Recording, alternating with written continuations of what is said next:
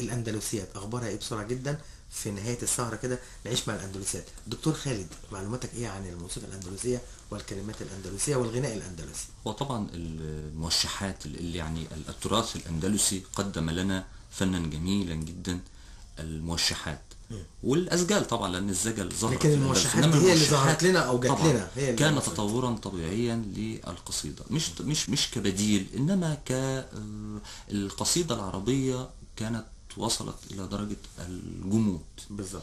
ودايما الفن يا جماعة حينما يعني يجمد، حينما يظل ثابتا يتعرض للجمود، لابد أن يحدث تجديد، وهذه فائدة التجديد. تجديد وتغيير وتبديل. بالظبط. لا، ولا ينفي أن القديم يفضل، إنما القديم في ظل تجديدات موجودة سيطور نفسه. بالظبط بالظبط. الموشحات، ظهرت الموشحات. البيئة الأندلسية بيئة طبيعية جميلة خلابة، تحس ان هي تصورية، الواحد بيسمع ويتصور صحيح. ويتخيل. لا، وبيئة مالية كمان، لأن كان الأندلس فيها طرف، وفيها كانوا متطورين جدا في الزراعة. العرب، حضارة العرب يا جماعة في الأندلس كانت حضارة راقية جدا جدا، وهي يعني أوروبا تعلمت الحضارة من 3 منابر: الأندلس وهي المنبر الأول، وصقلية، والحضارة الصقلية كذلك تعتبر هي أندلسية، لأن الكثير من الأندلسيين كانوا في صقلية، ثم عن طريق الحروب الصليبية باحتكاكهم مع العرب في المشرق. بالظبط. هذا الفن الأندلسي اللي كان مناسب جدا لهذا المكان، البيئة تحتم هذا الأمر، بالطبع خرجت لنا هذه الموشحات. كانت تتميز البيت الخليلي شطرين وبحور، 16 بحر بالظبط. الأندلسيات لا، أصبح في ما يسمى بالأقفال والأبيات والخرجة. الأقفال يعني حوالي مثلا 4 أشطر مثلا أو أكثر أو أقل، يبقى مستقلين لوحدهم، مستقلين، وكل غصن كما يقولون، اللي هي بالبلدي كده الشطر الواحد بيبقى على قافية واحدة، والشطر الآخر على قافية واحدة، بس في نهج، في نفس نهج القصيدة أو الموشح ماشي، بس بينتقل من محالة إلى حالة. ولكن الأقفال ثابتة الوزن والقافية. في نهاية الأبيات هي اللي تختلف، كل بيت غير الآخر، لكن ماشي على نفس القافية. ثم الخرجة دي هي عبارة عن القفل الأولاني. بالظبط. وتأتي دائما الخرجة من العامية الأندلسية، وأحيانا بلغة أعجمية كمان، بس مش أعجمية مفتعلة، هي لغة دارجة أندلسية. وهي دي القصة بقى، أنها فيها حياة وفيها. بالظبط. ده توضيح بسيط جدا لموشحات الأندلسية من الدكتور خالد البوهي. يعني هنكون في استراحة كده جميلة جدا مع دكتور وسام، مع الموسيقى الأندلسية والموشحات الأندلسية. هنختار ايه دكتور خالد، ولا دكتور وسام يختار لنا حاجة نسمعها من السادة المستمعين ونرجع تاني مع الصحبجية؟ والله هي سهرة جميلة ان هي دخلنا في الأندلسيات. انا افضل اذا كنا احنا نتكلم عن الموسيقى الأندلسية وعن الموشحات الأندلسية ان احنا نقدم حاجة اللي يمكن رائد النوع ده من الفن في يمكن في 30 او في 40 سنة الأخيرة، هو الراحل فؤاد عبد المجيد.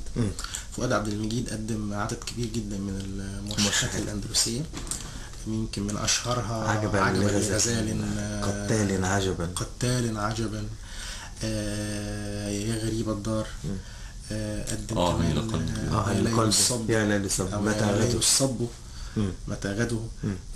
فاحنا ممكن نقدم حاجة لفؤاد عبد المجيد. ده يبقى شيء جميل جدا، نذكر الناس بالموسيقى، وانا بسميها حالة من فيها شيء كده روحاني جميل وشيء تخيلي، وتحس ان هي تابلو. الموشح جمال فؤاد عبد المجيد الله يرحمه انه كان عبارات بسيطة لكنها موحية، وصوته كمان موحي. يشع ظلال الكلمات وظلال العبارات فتتخيل نفسك انك في هذه الجلسة لقلبي والقمر، تتخيل انك فعلا قاعد والقمر يعني التابلو بيقدمه كمان ان هو ممكن يغني من غير موسيقى، يعني ممكن طبقات صوته كانت جميلة، كانت في اللي هي اللي هو الحاجات اللي هي صحيح. اللي هي الفواصل دي كان هو مبتدعها في الليالي دي. كمان فؤاد عبد المجيد يمكن اضاف جو روح جديده للاغنيه او الموشح الاندلسي ما كانش موجود قبل كده، يوحي لك ان يمكن هي دي فعلا الموسيقى اللي كانت بتعزف وتغنى ايام حضاره الاندلس. بالظبط، موسيقى جديده فيها روح فعلا، تحس ان ممكن دي تكون روح الاندلس فعلا. ما كانتش هي دي فعلا عايشنا في الحضاره، عايشنا في الحضاره. هنخرج مع استراحه قصيره في نهايه هذه السهره مع موسيقى فؤاد عبد المجيد والموشحات الاندلسيه، مع هنعيش مع الاندلسيات والدكتور وسام شعيب، وهنسمع ونستمع الى طبعا عمل من الموشحات الأندلسية كان رائد فيها الراحل فؤاد عبد المجيد، أداء دكتور وسام شعيب مع العزف والغناء.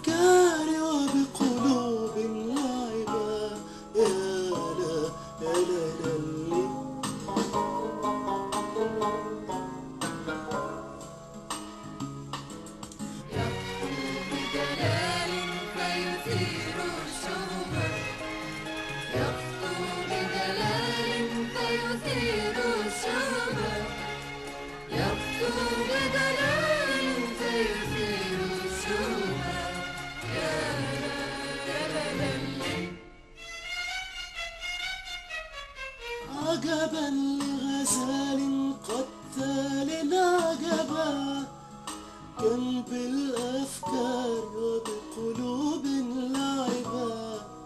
عجبا لغزال قتال عجبا كان بالأفكار وبقلوب لعبا. يا لا يا لا يا لا يخطو بدلال فيثير الشوبا، يخطو بدلال فيثير الشوبا، يخطو بدلال فيثير الشوبا، يخطو بدلال فيثير الشوبا، يخطو بدلال فيثير الشوبا. يا لا يا لا يا لا